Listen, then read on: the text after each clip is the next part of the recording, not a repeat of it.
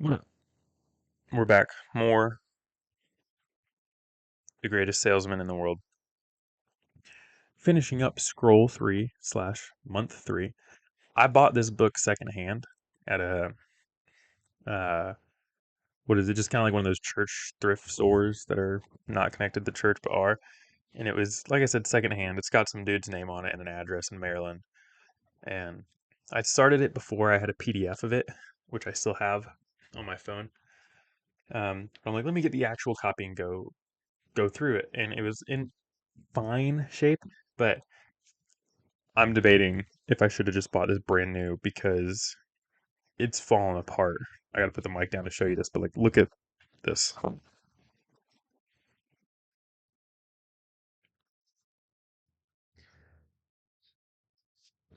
It's struggling, and the spine is like ripping apart. I'm not. I'm not convinced this is gonna make it all 10 months. I'm only 3 months in. I'm 30% the way through, plus 2 days, I guess, because I finished scroll 3 a couple days ago. But yeah, so we'll see. This thing might completely fall apart by the end, which is fine. In some ways, that's actually kind of cool to get that much use out of a book, but I'm a bit nervous, so we'll see what happens. I shouldn't say I'm nervous, it's whatever, and I can buy a new one and I have a PDF. But anyway, getting my use out of this. Scroll 3, or as they describe it, I believe, the scroll marked 3, is I will persist until I succeed. I had it in there. You'd think I'd have that in there after reading this 90 times.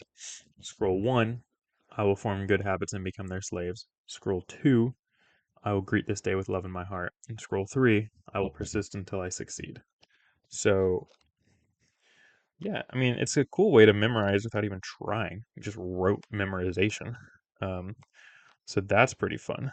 But anyway, I will persist until I succeed. So, as scroll 3 starts and finishes, I am still loving this. And it just gives a great encouragement that it's really in the title there. I will persist until I succeed. The bigger piece, which I haven't really tried yet, so understanding that this is a book on being the greatest salesman in the world. Now, if you watch the previous two videos, the theme here is not that you are, you know, actually the richest and most successful person in the world. It's I don't know that the author would say it the way I'm saying it, but the way that I'm interpreting this is the world is you, and you are the acting participant there. So, not that you are going to be the most successful person that ever existed, but that you are only you, and you are not someone else, and no one else will be you. And you are the greatest salesman in the world through the actions that you choose to partake in on a daily basis for your own success. It's not about comparing to the world's success. If you have read this, the novella at the start, the main character is actually learning from the legitimate greatest salesman in the world. So, in that sense, it is kind of saying that. Um, but it's clearly more of this internal, like the alchemist slash slightly self help encouragement mantra approach. But I will persist until I succeed is just that. It is setting this goal and doing it till you succeed at it. And the one area that I'm actually reflecting on more and more with this of how do I want to integrate this from a trial perspective. And I went the whole month of reading it without doing that. So I'm into the next scroll and still trying to think about how I want to integrate this.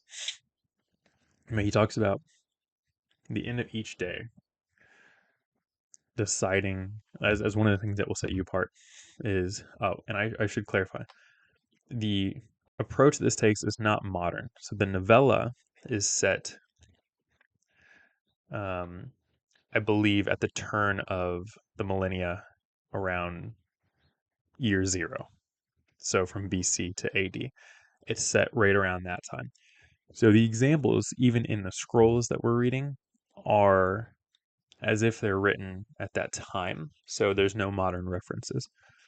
So there's a lot of talking about the actual marketplace and selling goods, selling rugs, selling spices, things like that. It's clearly Middle East area, to the Middle East to Asia, area that it's set and inspired by. So bearing that in mind, thinking about a job like mine, which is clinical work as a therapist, well, I'm not really selling a good that I want to sell over and over. It's client based work, which, yes, you want to sell that to some extent over and over, but you can be full. You can have a full caseload in my work. And so, what does it look like to continue making sales in that sense?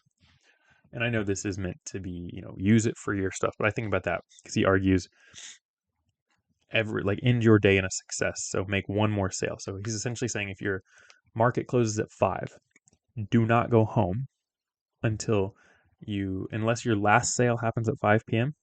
If 5 p.m. happens and you haven't had a sale for a little bit of time, figure it out.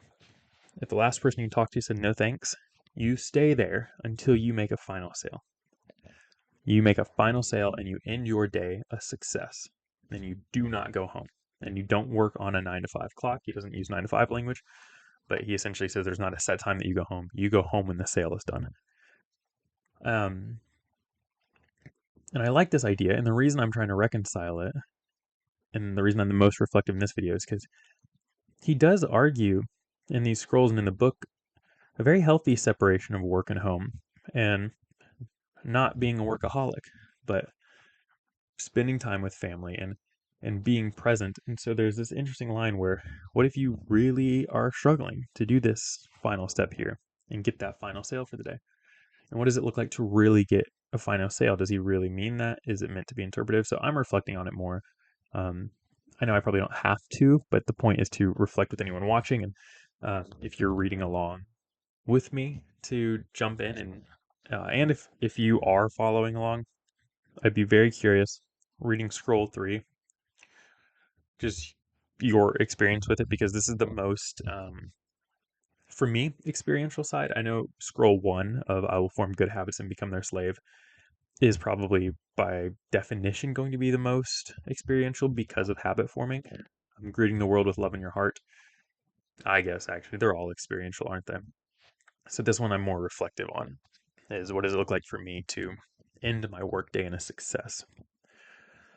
Because typically the thing that I do to end my workday is it's my last client of the day, typically on the majority of work days. There's one day a week that I don't see clients, but typically the last thing I do on a work day is I see a client. Maybe finish my note there too, and there's like 10-minute period overlap.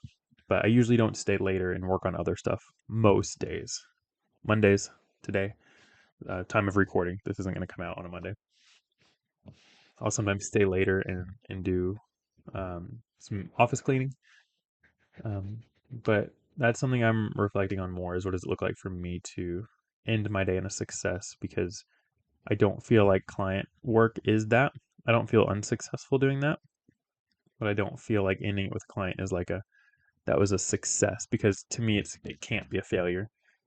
I'm present in those, and it's not about success and failure. It's I'm doing what I can with the client I'm sitting with. It's experiential, it's relational. It's not about success or failure. So it's not like I got a yes or a no for a sale in any way. So I'm trying to think of a way that I could try to practice this for a period of time and ask myself, what does it look like? So I'm also open to ideas there. And uh, it's also interesting, like a work day like today for me that ends at about 8 p.m. Let's just say I'm trying to get more clients, and I'm like, well, I'll apply that. I'll try to get clients at the end of the day. Well, not a lot of people want you to reach out or do cold call or try to hear from someone wanting clients at 8:30, 9 p.m. Um, I mean, you're probably going to be borderline harassing people or just get really lucky with the call. You call the right person going through something at 9 p.m., 10 p.m. So, anyway, it's good though. Persisting until you succeed. Um, he doesn't talk about this, but it's also a reminder consistently for me that you should count the cost of any yes that you give. So, I don't have any plans to ever succeed in knitting. I don't plan to ever knit as a hobby. I don't plan to retire and get into mathematics or become an engineer. So, I'm not going to persist at those things. And so I don't feel like I'm failing or succeeding in them because they're not part of my life. So to me, it is a question of whatever you say yes to, and you say, I'm going to do this. That's then what sets a standard for failure or success, because you're entering into that task. So that's what I mean by a reminder of what am I saying yes to? Because when you say yes, now you're setting a parameter for failure and success of I'm going to do this thing, and I can define exactly what success and failure looks like, but even if I don't, I'm going to feel if I'm losing or winning at this thing. So, and that's a losing or winning against myself, not against the world around me. So yeah, this is good.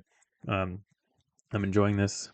3 scrolls in, we'll see if my poor book uh, can survive 7 more months. I think it won't. So we'll see how it does. I might have a bunch of tape on it by the end. Um, my goal is just to not have to buy a new one, but I think we're looking at a taped up future and potentially a completely gone set of covers by the end of this. So yeah, I'll look forward to talking to you all again in April as I finish scroll 4, and we'll keep chugging along with this and be done by the end of 2025.